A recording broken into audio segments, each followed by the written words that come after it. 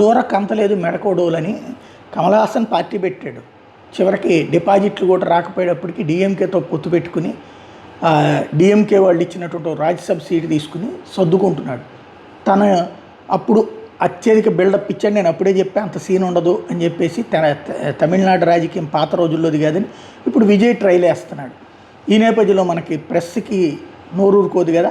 కమల్ హాసన్ అడిగారు, ఏంటి మీ సోదరుడు లాంటి విజయ్కి సలహాలు ఇచ్చేందుకు ఇదే సరైన సమయం, ఏమైనా ఇస్తారా అంటే, అనుభవం మనకన్నా గొప్ప గురువు, అది నేర్పే పాఠాలు ఎవరు నేర్పించలేరు, మనుషులకి పక్షపాతం ఉండొచ్చు కానీ అనుభవానికి ఉండదని చెప్పుకొచ్చారు. 2026లో నిర్వహించిన తమిళనాడు అసెంబ్లీ ఎన్నికల్లో పోటీ చేయనున్న విజయ్కి సలహాలు ఇస్తారంటే అలా చెప్పుకొచ్చారు. అన్నమాట కేరళ నిర్వహించిన సమావేశం సందర్భంలో ఈ ముక్క చెప్పుకొచ్చారు.